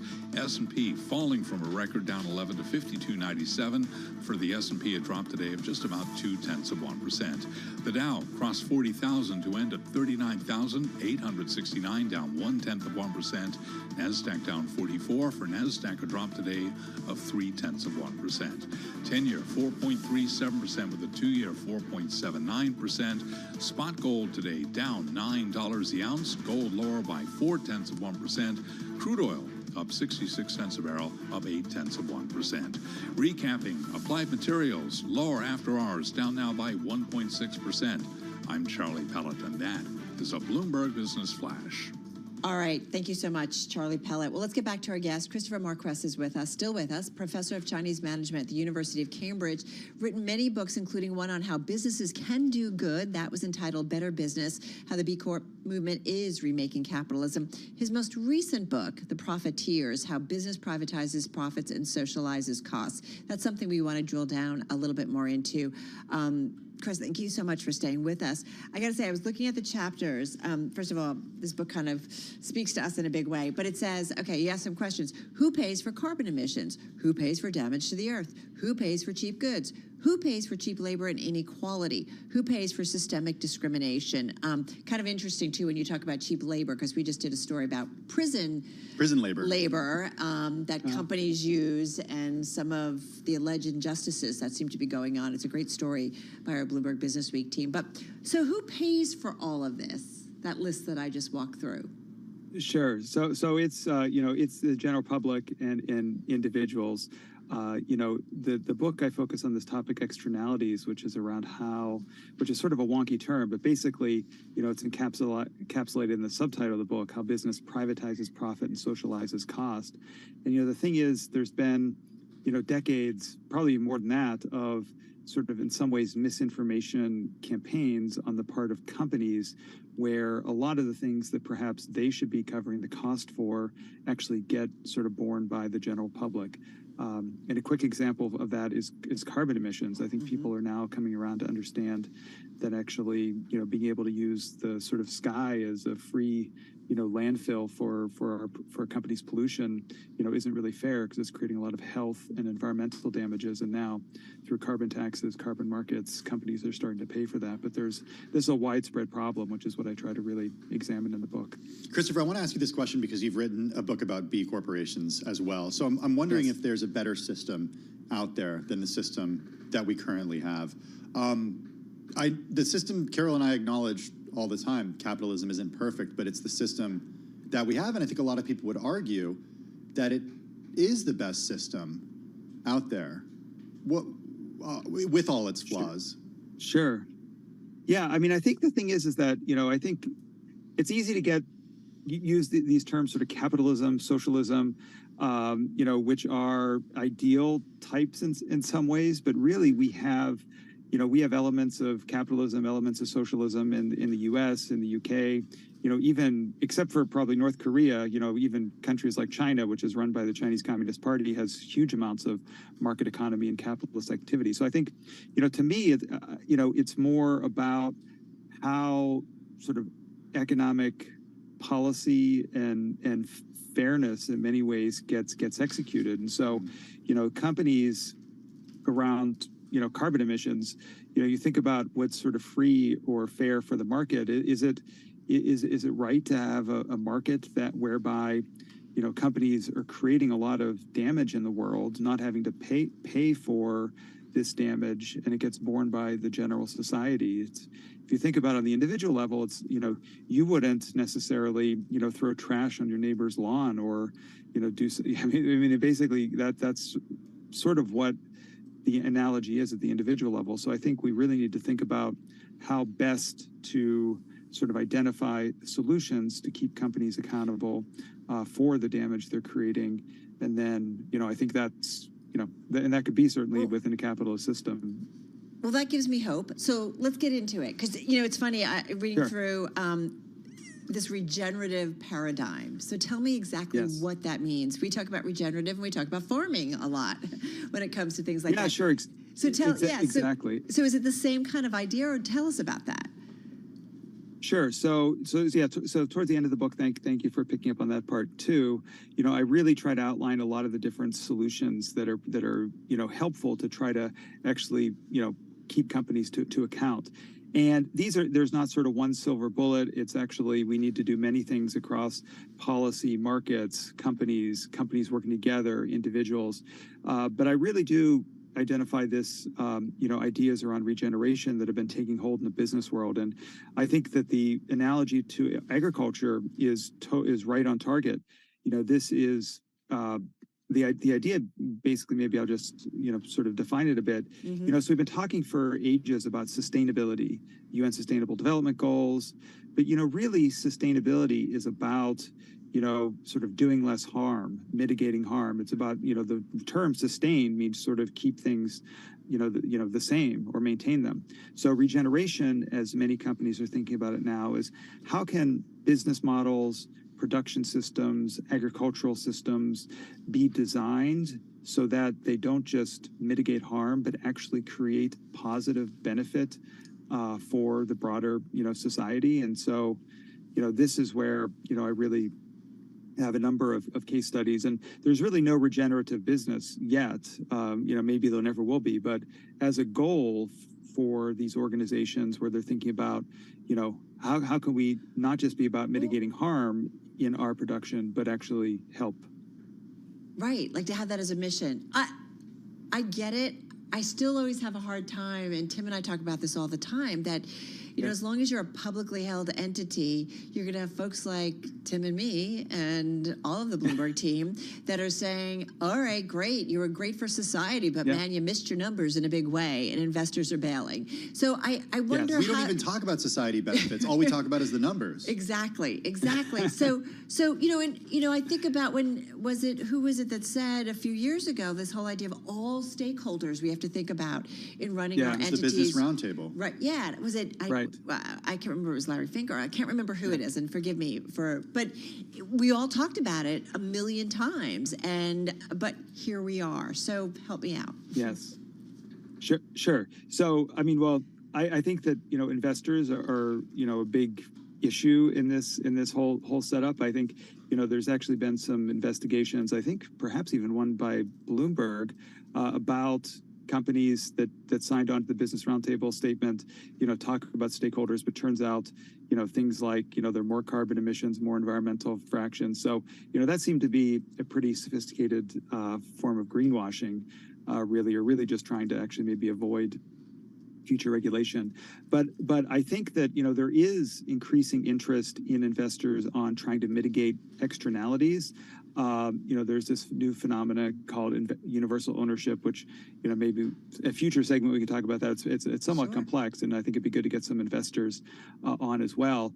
But I think part of the, what I try to emphasize in the book is that, there's actually been a decline in the number of public companies over the past number of decades. Actually, the number of public companies, is a small number of the overall businesses in the world. Mm-hmm. And I think that, what we as, government leaders, consumers, investors ourselves expect of companies, I think that, we should be, building out that infrastructure and trying to get the investors to come along too. But I think there'll be a slower, go ahead. Well, and one thing I was thinking of, like all the private money, whether it's equity or private credit, right? Everybody's talking about it. Everybody's doing it. Part of me wonders about, okay, what is the future of the public markets, to be quite honest? But at the same time, I don't know, is the private credit money area doing it better? Yeah, I certainly I think that in the private equity side, perhaps not. Mm-hmm. I'm not as familiar with the actual with the credit markets, sort of private credit markets. And clearly, business has to have some capital to sort of grow and scale. So there needs to be some investment certainly. But I do think that a lot of the actually policy focus in the EU. You might have covered this in some other stories, but it's actually going to be pretty significant. Effect on global companies, not just companies that are in the EU. And I think that is an area that will get some traction on some of these ideas. I think this universal ownership idea that I mentioned, and, again, sort of it might be a little complicated to talk about in detail. I think there's a lot of businesses working together. So, this idea of regeneration that we talked about. So, a lot of companies actually banded together to try to create sort of infrastructure in markets to sort of lower cost to make that happen. So, yeah, so that's a few of the things Listen, we talk about. we would love to continue the conversation, and I think it was, you said universal capitalism, right? Is what you were talking about earlier? Or? It's called universal ownership. Okay, so let's try and continue this going forward, because I would love to hear a little bit more about it. And I think this is something, as we try to figure out a different way forward, is really productive. Christopher, thank you so much. Really appreciate it. And thanks for finding time for us. Christopher Marquis, he's professor of Chinese management at the University of Cambridge. His latest book, The Profiteers, How Business Privatized Profits and Socializes Costs. From Los Angeles to New York to Washington, D.C. For a check on the latest world and national news, we go to Amy Morris in the Bloomberg 99.1 newsroom. Hey, Amy. All right. Hi, Tim. It is a history-making shift in U.S. drug policy. The Justice Department has formally moved to reclassify marijuana as a less dangerous drug. The new rule recognizes medical uses of cannabis and acknowledges it has less potential for abuse than some of the more dangerous drugs. President Biden calls this a major move. Today, my administration took a major step to reclassify marijuana from a Schedule I drug to a Schedule III drug. It's an important move toward reversing long-standing inequities. The plan would not make marijuana legal for recreational use. President Biden exerted executive privilege over recordings of his interview with special counsel Robert Hur at the center of a Republican effort to hold Attorney General Merrick Garland in contempt of Congress. House Judiciary Committee Chair Jim Jordan says he does not trust those written transcripts. President Biden is asserting executive privilege for the same reason we need the audio recordings. They offer a unique perspective. So the House Judiciary Committee voted to move forward anyway with a contempt of Congress citation against Attorney General Garland. The vote advances the measure. Court is adjourned for the day in the criminal hush money case against Donald Trump. Defense lawyers spent the day trying to chip away at Trump's former lawyer, Michael Cohen's testimony. Court's off tomorrow. Bloomberg's June Grosso says the defense will continue its cross-examination of Cohen on Monday. Because they want the jury to have a long weekend to think about the cross-examination. So it might not end the prosecution until Monday, and then we'll find out if the defense is actually going to put on a case or not. And perhaps we'll find out whether Donald Trump is going to take the stand. June Grosso speaking with Bloomberg's Joe Matthew, and the judge did direct both sides to be prepared for their closing arguments as soon as Tuesday. Global news 24 hours a day and whenever you want it with Bloomberg News Now. I'm Amy Morris, and this is Bloomberg.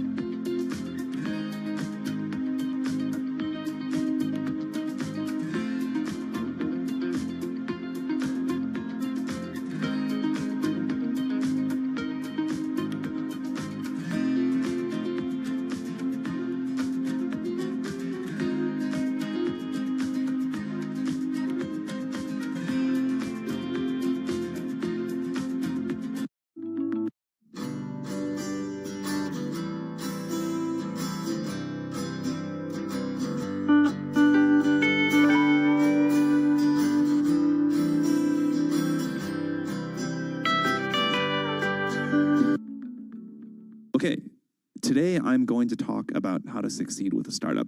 Obviously, more than can be said here in 20 minutes, but I will do the best I can. The most important thing, the number one lesson we try to teach startups is that the degree to which you're successful approximates the degree to which you build a product that is so good, people spontaneously tell their friends about it. Startups always ask us for the secret to success. They always want to believe it's something other than this, because this is really hard to do. But this is it. If you can build a product that is so good, people spontaneously tell their friends about it, you have done 80% of the work that you need to be a really successful startup. If you think about the most successful companies you know, Google, Facebook, whatever, you probably found out about them because a friend of yours said, you got to try this, it's great. So this is the bar. Something that people love so much they tell their friends about it. One important indicator for a product like that is a product that's simple to explain and easy to understand. If you can't explain in a few words what you do And if at least some people don't say, oh, that's pretty interesting, that's usually a mistake. It's usually a sign of unclear thinking or a need that is not big enough.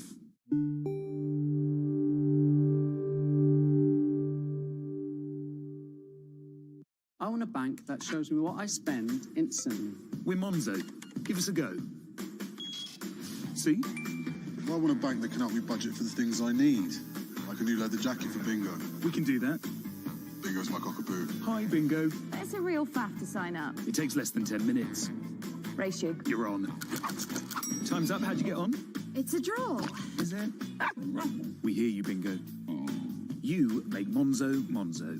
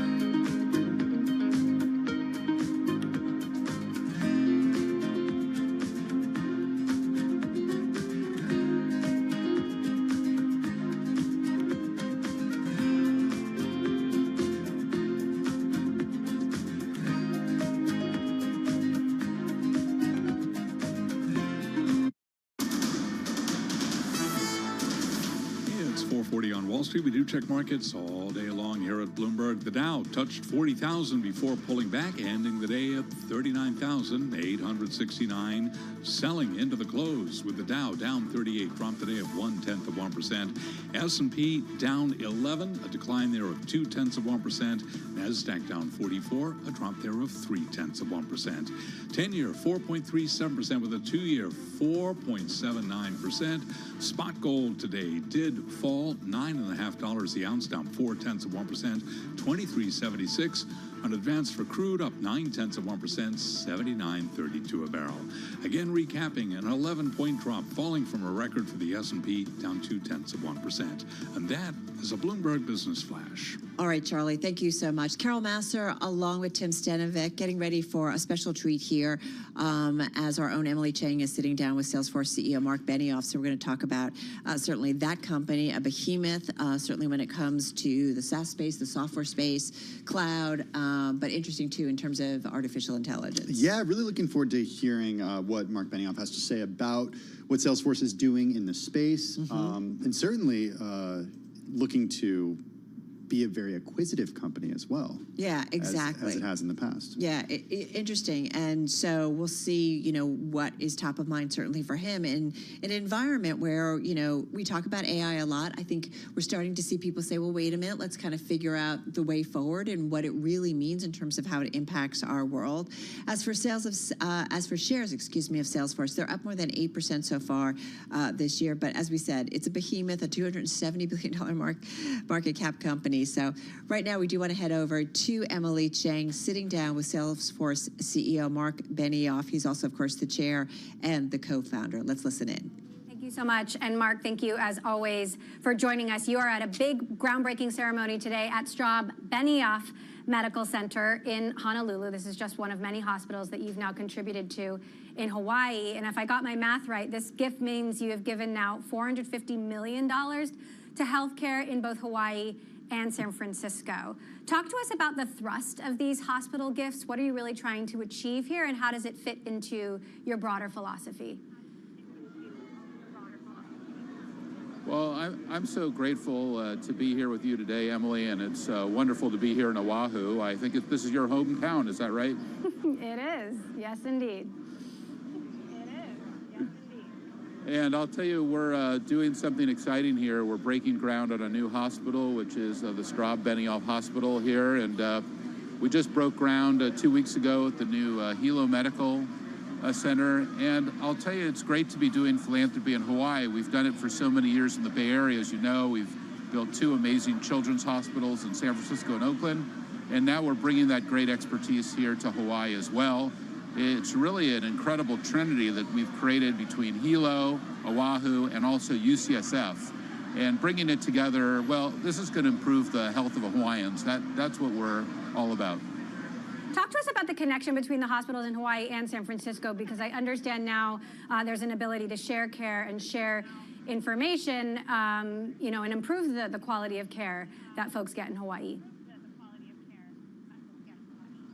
Well, Emily, as you know very well as a native Hawaiian, that when you're here in Hawaii, especially if you're in a neighbor island, you're living in paradise, but you also realize you might have made a trade that you may not have the same level of health care as you might have, for example, where you are right now in San Francisco.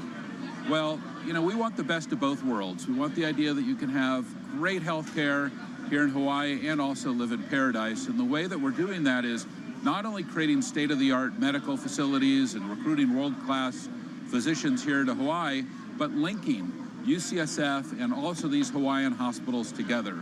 And that's absolutely critical because, look, we're going to be able to do great things here, but there will be limits, of course, to what we can do in Hawaii, which is why the integration with UCSF, which is, of course, the University of California, San Francisco, probably the premier medical center in the United States, is now part of Hawaiian healthcare. You've talked for many years about the requirement, really, responsibility to give back when you can, and you've talked a lot about folks not giving enough in the San Francisco community. In Hawaii, you've made a number of property purchases, as have a number of tech billionaires like Larry Ellison, who now owns almost all of Lanai, and Mark Zuckerberg on Kauai, and Jeff Bezos on Maui. Are all of those people giving enough, doing enough to give back to their communities? Well, different people who live here like to do different things. Some people told me that I like to buy a lot of land here. That's preposterous. I have not done that. I don't own hundreds of acres. I did buy hundreds of acres for an affordable housing agency in Hilo. So that is some land that went to help Hawaiians get homes.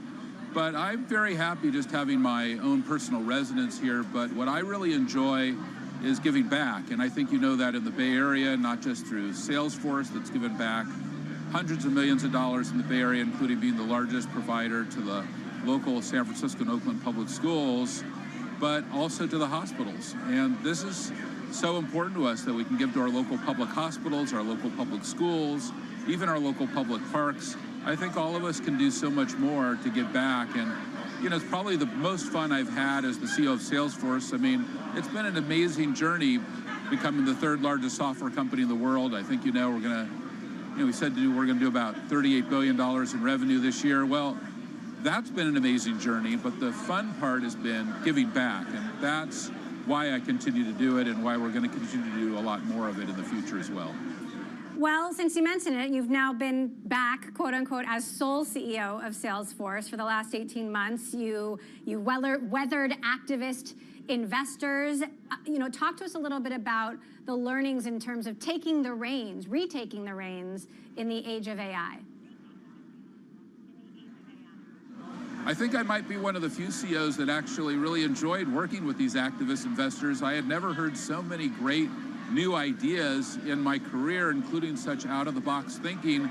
And look, we were able to really transform and evolve Salesforce over the last year, and you can see it with our incredible financial results that we had last year and our idea that we're able to continue to move forward with these incredible new characteristics of our company. In our last earnings result, we even talked about that we've started to create a dividend. That's something that was beyond my imagination even just a few years ago. So it's exciting to be the #1 CRM, to help companies connect with their customers in a whole new way.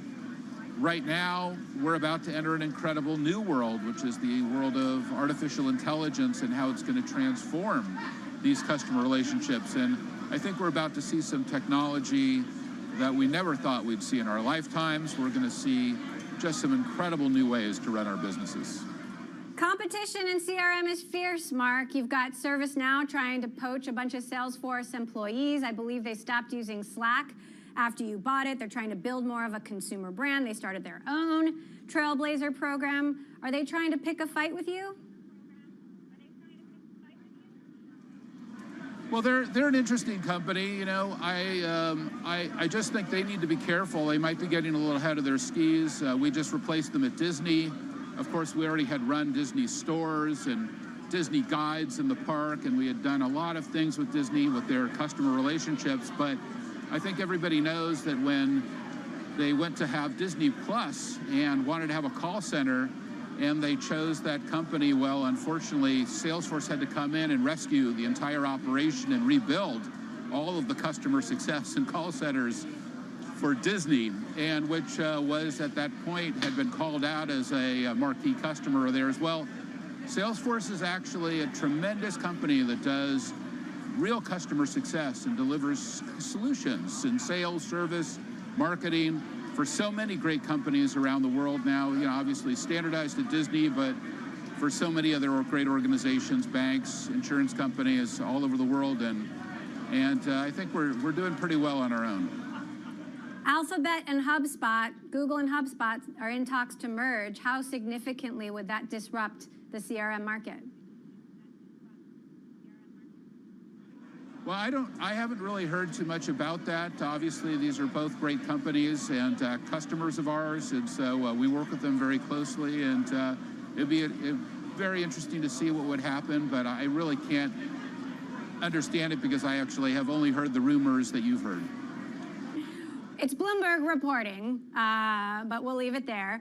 Last question. I'd love to ask you about TikTok, if I may, because you've been such a vocal critic of social media and its impact on children, its impact on people. I'm curious what you think of the TikTok divestment law, and if Salesforce would be at all interested in joining a coalition of companies interested in buying TikTok. Well, we're not really a consumer company. We drive a lot of these consumer companies, so many of them are our customers. I know that, that's been an amazing journey, but I think that when it comes to social media, and I've said this before, we have to look very seriously at how it's being managed and how it's being regulated. There's certain U.S. regulations that kind of give these social media companies a free ride, even if their platforms are misused. I think that needs to be directly addressed. I've talked about that, I think, with you several times. And look, this is a serious world. And you talked about AI. AI is going to be able to create a lot of misinformation, and if we don't have a good understanding of how that's being used with social media, we could end up in a place that we don't want to be. I'm a huge proponent of free speech, but I am not a huge proponent of all speech. I don't think that the ideas that hate speech or misinformation should really not be tolerated in some of these platforms. It's not tolerated at Bloomberg. It's not tolerated at Time or other media organizations. It shouldn't be tolerated on these social media networks as well. All right, Mark Benioff in Honolulu. I'll let you get back to that groundbreaking ceremony. The CEO of Salesforce, Mark, as always, thank you so much for joining us. All right, that, of course, as we said, and you just heard Emily Chang's talking there with Salesforce CEO Mark Benioff. Some interesting, cautionary words, again, like on AI. I do feel like this is kind of the reality check this year, although there's still a lot of momentum. There is also a wide-ranging interview talking about the properties that he's purchased and why the other tech billionaires, too, who've purchased so much property there. And, of course, also the support of the local hospital system in San Francisco and the hospitals in Hawaii as well. All right, if you missed any of it, folks, you can find it on the Bloomberg and, of course, at Bloomberg.com. Hey, rolling into the studio, our own Doug Krisner, getting ready for Daybreak Asia over the next couple of hours. I want to start with China. I feel like there's so many different parts, but maybe really making some moves in terms of the real estate market, because it really set off some enthusiasm today. Well, definitely. I mean, we had a story, Bloomberg News reported yesterday that the local governments in China were exploring the possibility of buying unsold homes. And now we are getting an indication that there's going to be a meeting later today in Beijing. The State Council is going to convene a lot of banks, financial companies, property developers. They're looking for a solution here to try to get maybe more government money allocated to stabilizing the market. This is a key in terms of trying to get sentiment in China turned around. Well, I mean, real estate this is the crux of it, right? Yeah, yeah. And there have been a lot of analysis that we've been tracking on our show indicating that this is just a long-term unwind. This is going to take maybe 10 years max to try to address. And in that period of time, you're going to have to work to try to restore confidence among people who've been burned badly, putting money to work in the real estate market. The other thing that's kind of interesting today, I don't know if you saw the story about David Tepper putting money to work in some of the big consumer-facing tech names in China. Also, Michael Burry adding to his position. That's the one I saw, yes. Yeah, so this is kind of a similar story because we've been talking this week about the Baidu, the Tencent, the JD.com earnings. Right. And it's been somewhat mixed. I mean, I think Tencent was good. JD.com was good. The concern about Baidu was that a lot of the portfolio of the investments that the company has made were down a bit, and so that impacted kind of the bottom line a bit. We had a fun conversation with the author of The Profiteers. That's exactly where I was going to go. Well, and he's I forget, what was it, a professor of management in China or China, he's a professor of Chinese management at the University of Cambridge, and even though his most recent book is The Profiteers, he also wrote Mao and Markets, the Communist Roots of Chinese Enterprise. So we had a lot of time with him, so we actually did our whole first block just about China. So what did you learn? Well, it's interesting because I brought up the idea of what happened with Xi Jinping and Russian leader President Vladimir Putin today, intensifying cooperation against U.S. containment of their countries, warning of growing nuclear tensions between rival powers. And he talked a lot about the business cooperation between the two different countries and the idea that if you're a business person in the United States, you want to do business with China. And he alluded to what happened 6 months ago in San Francisco when Xi Jinping was there and how you could not get a ticket to that event because it was so popular. You got 3 standing ovations from business leaders here in the U.S. because they all want to keep doing business in China. They have to. Yeah. 30 years ago, when I began working with this company, and there wasn't a day where you wouldn't be able to come into the office, log into the Bloomberg terminal, and read a story about an American company that was planting a flag in China. They wanted access to that market in such, a desperate way.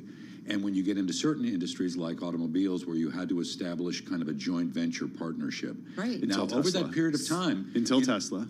Well, but so much of it was joint venture, right? It was all. It had to be. It was all, yeah. And until Tesla. And sharing of information and understanding of how you do it. Right. So now you look at where the Chinese automobile industry, as the beneficiary of that technology sharing, they perfected it to such an extent where they've brought the cost down. Yes, there is the issue of overcapacity, but arguably for the people like in Europe that you talk to, for the people in Russia who are buying Chinese EVs, you talk to them about their experience of these cars, they're remarkable. Well, it's interesting too, and we've done some reporting, obviously at Bloomberg, just that since the Russia-Ukraine war and how closer Russia and China have come together, and Russia, they're kind of selling and, trading with one another because they kind of have to. They have to.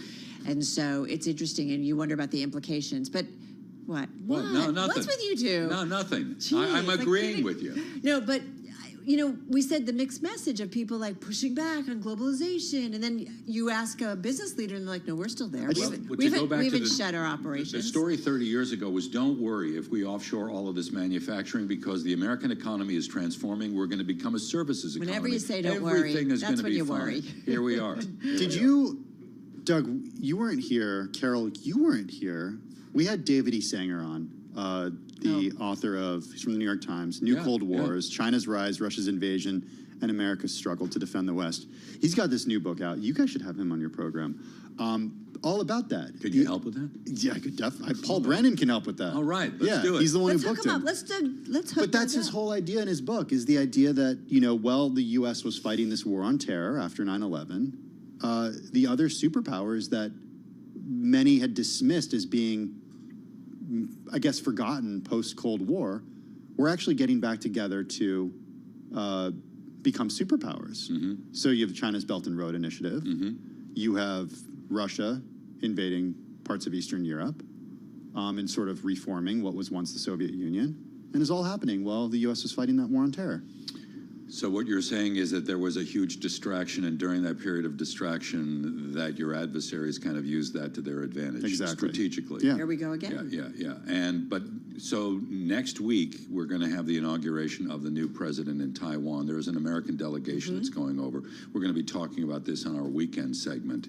But one of the things that I asked our reporters yesterday, because Tsai Ing-wen, who is the current president, it's term limited. She's been in office for 8 years now. But in 2019. When Beijing began to crack down on Hong Kong. Right.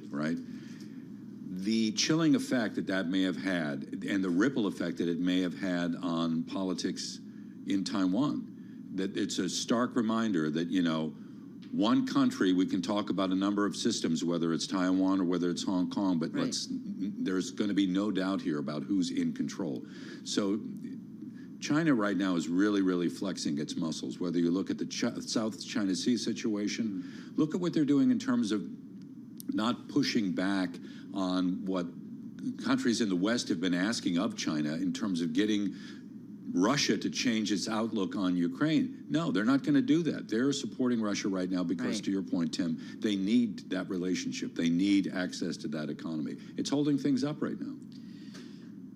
Does it get any better than Doug Krisner? No, I know. I don't know that it does. I'm just saying, just keep going. No, Can it you just doesn't. take us out? The answer is it doesn't, Doug. Happy Friday to you, Doug. Thank you. Happy Friday to you, Carol Mouser. Woohoo, yeah. You guys want to have one more day, right? She doesn't. I do. Is it a wine tasting tomorrow? No. Should I come in? I don't actually know. Do we have wine Is it a tomorrow, wine Paul? testing? Thumbs up or thumbs down? You better not. Yeah, I don't think we have wine. He's shaking his head. There could be problems. Might have to do some real Might work have to tomorrow while stir you're things gone, up a Carol. little. I might even have to drop by then. No wine. With my sister. I'll No bring my wine. sister. Oh, yeah, come by. Yeah, we'll have a party.